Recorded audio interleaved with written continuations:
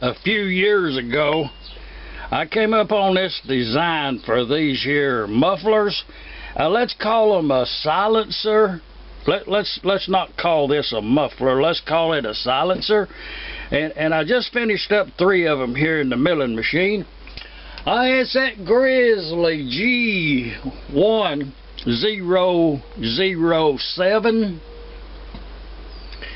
And I tell you what, just let me throw something in here right quick. As long as I have on this machine right here, any error that I have ever made when using this machine, it has been operator error. I have never encountered a machine error. It's always been something, maybe a setup or, you know, something I didn't tighten up. It's always been my fault. I have never found a fault in the machine as yet. Getting on to this silencer, and when I put that thing in that vise right yonder, I put it in there at an angle in this direction. This is the top down here, and that made these holes go in at this angle here, and that's no given angle. It's just whatever it's the angle enough so that if this engine was to be caught in the rain for any reason and it rained on it, the water would not run down inside this pipe. It would run away from this hole. If you drill these straight in or at an angle upward, a lot of owners like to shoot their exhaust straight up. In those cases, it could actually rain in the engine. This one, it cannot. It always drips away. And the amount of holes right there, you know, just somewhere equal to the amount of the combustion gas. It's most of the time I kind of err, I think. Maybe a little bit less, because I'm one of the people, one of the owners, mechanics, that thinks back pressure on the engine, a small amount, is a good thing.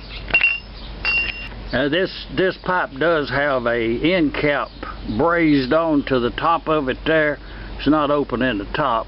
And also in that length of pipe that comes between them 2 elbows right there, there's a small hole down in the bottom portion of that pipe right there. There's a small vent hole down there in case the engine gets flooded. Then it will, the excess liquid fuel can escape and not puddle in that pipe right there. And I did on this one right here, instead of putting that street L yonder, I put a length of pipe going straight down and 2 regular threaded 90s there, and all that done is added length to the exhaust system. It does change the sound of them. And we're going to put a glass pack. We're going to silence this engine a little bit more, and that'll be a workbench a project with that other muffler update. Let's get on with the show. And how we got to this point is this right here. That's that fiberglass matting. You know, that's the long strand right there. Any of it'll work. That you saturate that with that fiberglass resin, you know, use it in the body work, in the body shop department, cut you off some pieces like that right there. And the object is to make this exhaust pipe into a glass pack muffler.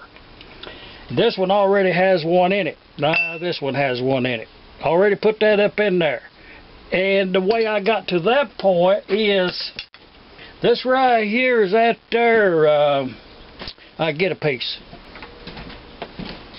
This stuff right here, that's that expanded metal. And this is the smaller size of that. You can manage with this a little bit better. Either one of it will work. But you take that piece of expanded metal and make you a cone like that, and then take the pliers and flare out the ends to the point that they are larger than the inside of your muffler pipe. It'll be a once we get that in there and push that up in there, it will be a spring fit. Keep that in mind, spring fit. And I do have a piece of wire laid aside here I'll just show you right really quick.